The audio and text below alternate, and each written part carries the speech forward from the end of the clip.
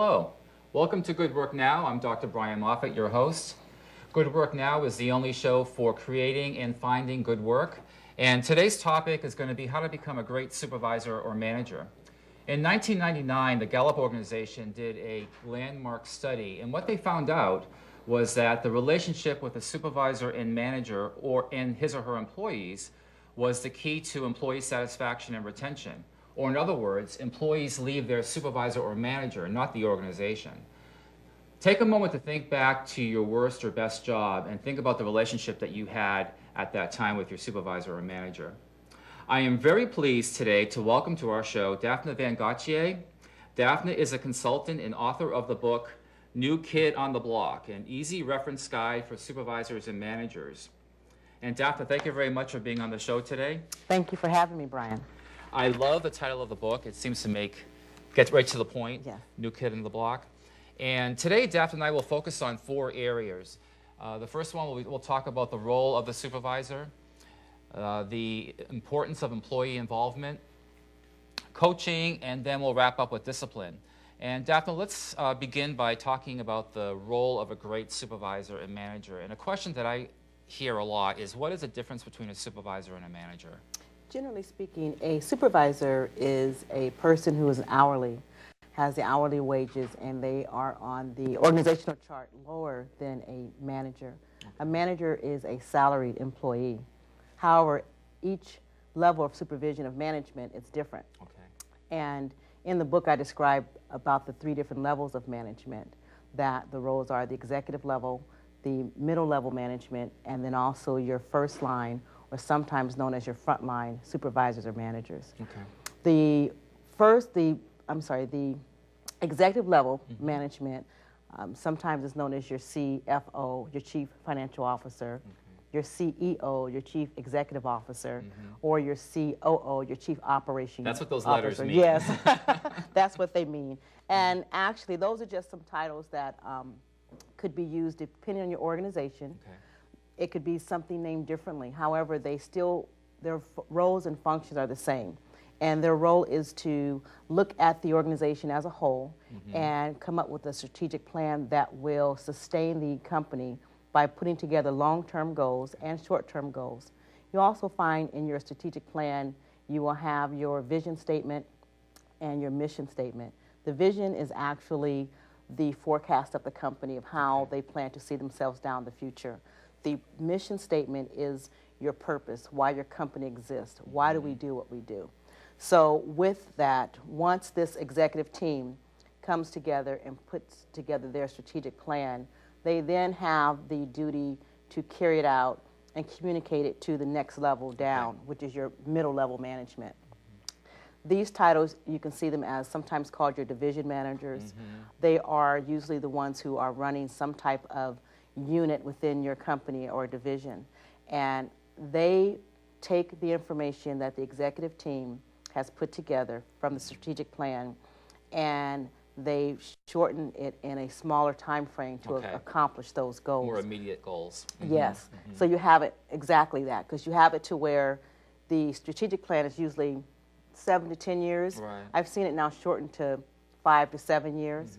Now you have the executive or the middle level management that will now take that to 3 to 5 years and make it more immediate, as you mentioned, and shorten the time frame to where you can actually start some implementation of the goals that have been put together. Okay.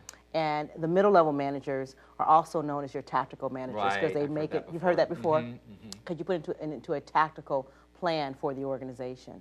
And once they have come up with the plan of how they are going to implement that, then you bring it to the next level, which is your front line. Right. Your front line is actually the ones we call the supervisors who implement the day-to-day operations to the workforce. This is when your plan actually comes into operation. Right.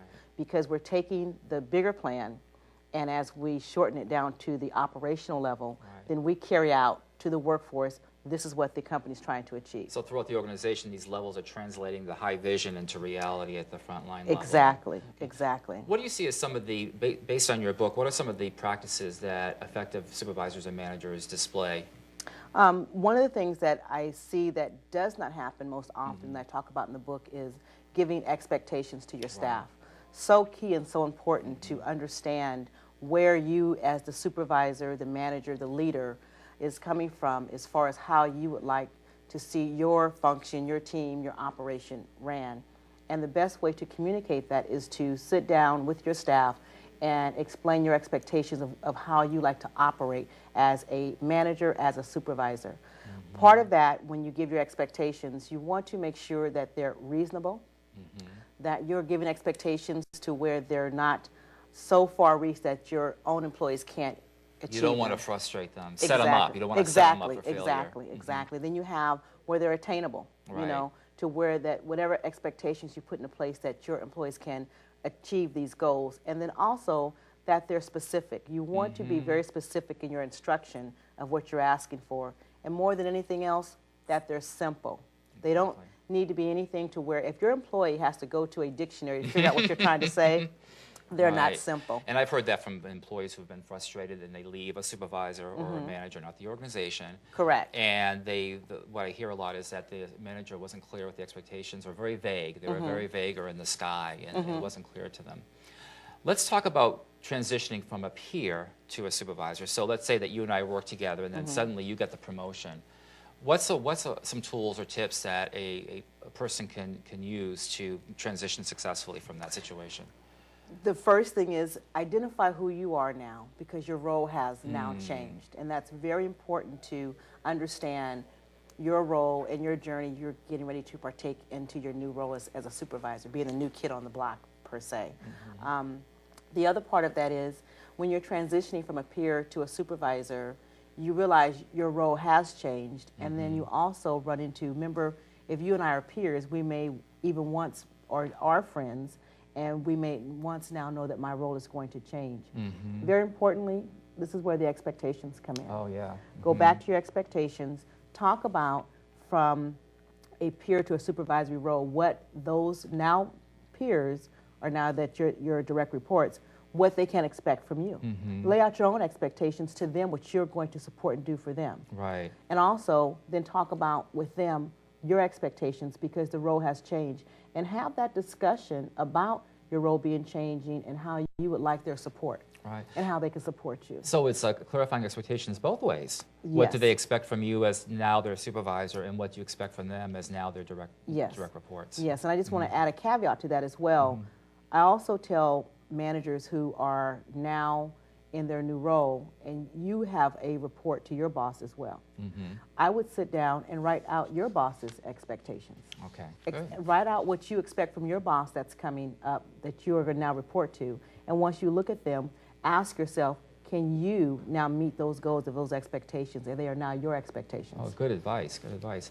One of the things that we see a lot in the research now is the importance of employee involvement, and you address this in your book as well. Can you say a few things about what is employee involvement, and why is it so important? Employee involvement is very important. It's really about empowering your employees to be successful within your organization. And the other reason why it's so important is because, especially as a time we are in now, we're at a constant change. And employees can also be the ones to give you the buy-in on their involvement within the company, meaning that when you have something that is occurring or going on, get your employees involved, have them be a part of the organization. It's the same way as being a part of a puzzle. Right. When you put pieces of a puzzle together, everyone plays an important part to that puzzle to make it complete.